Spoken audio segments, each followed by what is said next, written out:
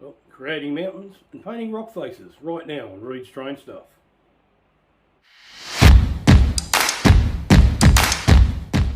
Reed here from Reed's Train Stuff.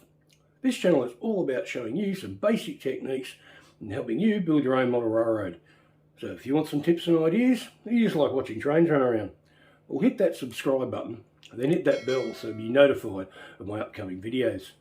Oh, welcome back, or hello if it's your first time here. First thing I'd like to say is I've had a heap of new subscribers lately, even though I haven't been putting out videos, so thank you to all the new subscribers, much appreciated. So yeah, so anyway, this video, it's going to be actually part one of a two-part video I'm going to be doing, where I'm just going to show you where I'm doing the, how I do my mountains with the foam, and then on the second one it'll be about painting the rock faces.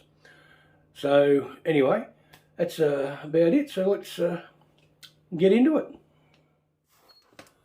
Alright, so what I first do, I just get this styrofoam and I've cut them so they fit into place. So there we go, just random little bits there. Next I just get some solid silicone and or cork or whatever you call it in the States. I'll just spread it out. One thing I did forget to do was actually put it on my fascia, but it didn't seem to affect that too badly. Once the cork's in, I'll just place the styrofoam down, and then I'll just put some weight on it and give it some time to dry. Sometimes, depending on the weather, you could do it in a few hours. It might take you until the next day, so that all just depends. So alright, so once it's there, I just get this box cutter, cast knife, whatever I call it, and I just start cutting away. First I'm just running along the lines of the fascia, just cutting it out randomly. Always be careful when you're using a knife. Make sure you use a sharp blade too, because you've got less chance of actually cutting yourself, which sounds weird. But there we go, just hack away at it. Alright, now it's sort of got a bit of a shape. I'll just come in and just start, just like I said, hacking away, just smoothing it off, getting off the rough edges, the sharp edges.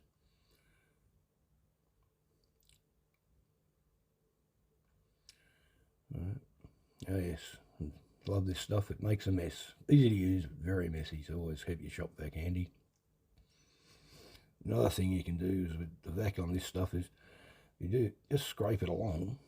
It'll help take out any of the sharp edges, and it'll make it a bit more scenic. You can dig into it so it gets some more interesting looks.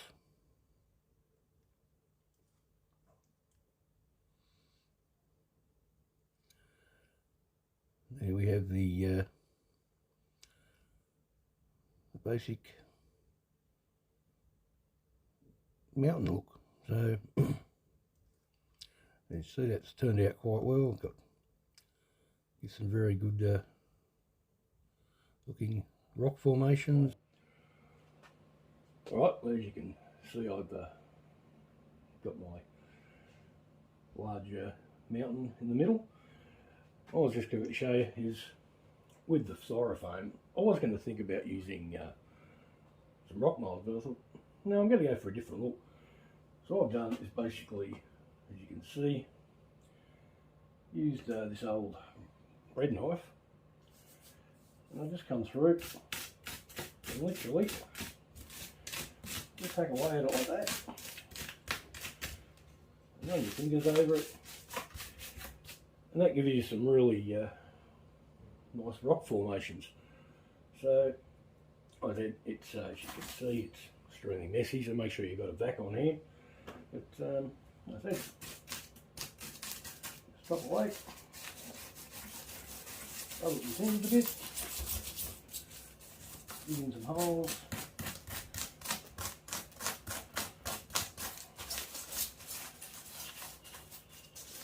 And there's some really nice rock formations, so we get some plaster on it and see how it all turns out.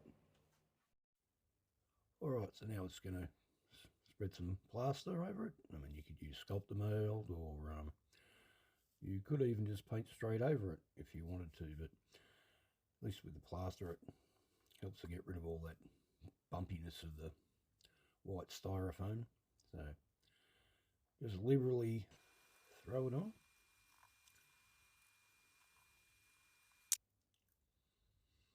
Right, now I use some old paper towels just to help smooth it all out a bit.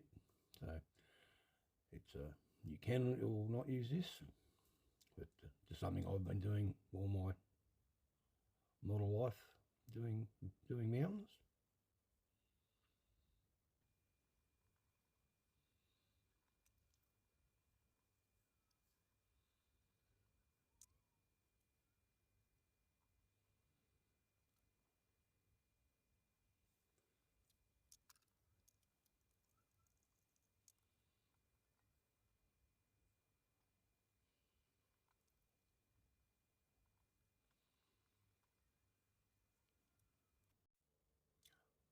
Alright, what I do now is I just get a old paintbrush, just dip it in some water, and I just wipe it over the scenery to help, once again, smooth it out, get rid of any lumps.